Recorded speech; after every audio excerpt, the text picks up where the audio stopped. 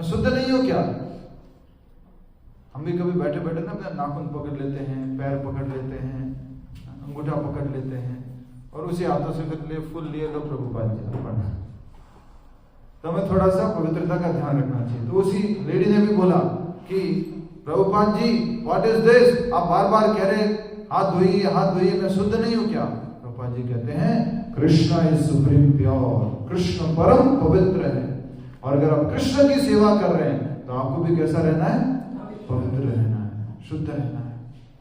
इसको में आते बड़ी तकलीफ होती है, नया नया ज्वाइन करते बोले इधर हाथ मत दो उधर हाथ मत दो, ऐसे पकड़ो मत, ऐसे प्रसाद मत लो, झूठा हो जाएगा, ऐसे टच मत करो।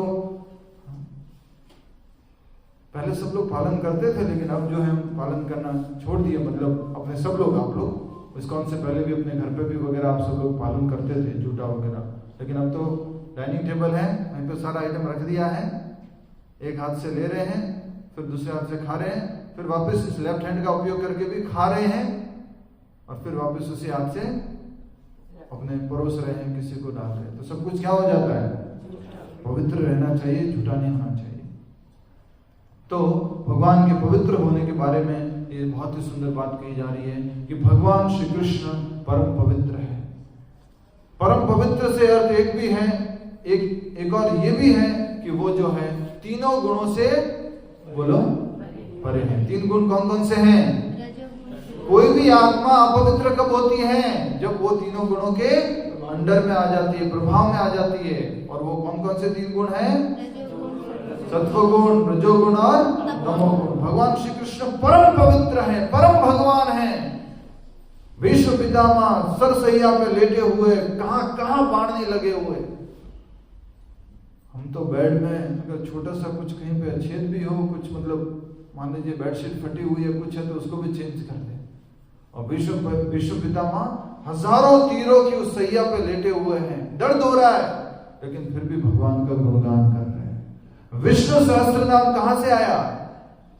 विश्व पितामह सरसैया पर लेटे हुए हैं, भगवान श्री कृष्ण का जब सामने साक्षात दर्शन कर लिया है तो उन्होंने विष्णु सहस्त्र नाम बोला है, भगवान के 1000 नाम का उच्चारण किया।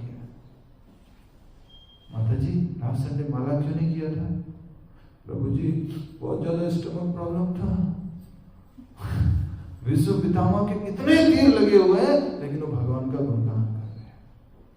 कहने का अर्थ है हर स्थिति में, सुख में दुख में हमेशा भगवान का स्मरण करते रहना चाहिए। अब क्या होता है, विश्व पितामह के पास सारे पांडव आते, कौरव आते और आकर के कहते हैं विश्व पितामह आप तो अखंड ब्रह्मचारी है, नैष्ठिक ब्रह्मचारी है। तो विश्व पितामह हाथ जोड़ करके अश्रुपात करते हुए बोलते हैं मैं नहीं हूं, सबसे बड़े ब्रह्मचारी तो भगवान कृष्ण है। कैसे संभव है? 16,108 रानियां थी, इतनी सारी लाखों करोड़ों गोपियां थी, कैसे संभव है भगवान कृष्ण परम ब्रह्मचारी है? तो विष्णु पितामह कहते हैं कि इतनी सारी गोपियां होने के बाद भी, इतनी सारी रानियां होने के बाद भी कभी भी वो इन तीनों गुणों के अंतर्गत नहीं आए, प्रकृति के तीनों गुणों के अंतर्गत नहीं आए, काम वासना के अंतर्गत नहीं आए, इसलिए वो क्या है? परम ब्रह्मचारी, परम भगवान है। तो इस प्रकार से विश्व पितामह ने भगवान श्री कृष्ण का गुणगान किया परम पवित्र बताते हुए। और इसी प्रकार की कहानी आती है दुर्वासा मुनि की। आप में से कितने लोग भांडिर वन गए? भांडिर वन वृंदावन में आगे भांडिर वन है, जहां भगवान श्री कृष्ण की और राधा रानी की ब्रह्मा जी ने शादी कराई थी। भांडिर वन गए हैं तो वहां दुर्वासा मुनि का आश्रम था। यमुना नदी बहती है, यमुना नदी के उस पार से गोपियां आती हैं, उधर की तरफ जाती हैं। दुर्वासा मुनि को खुश करने के लिए गोपियां जो है उधर की तरफ जा रही थी, उनको 56 भोग खिलाने के लिए। नदी पार करके जाना था, नदी में बहुत बहाव था।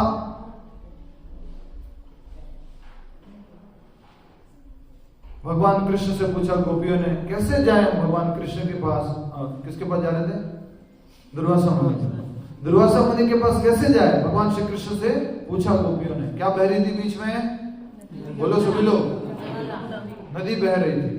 भगवान श्री कृष्ण कहते हैं इस नदी को, यमुना नदी को अगर तुम कहोगे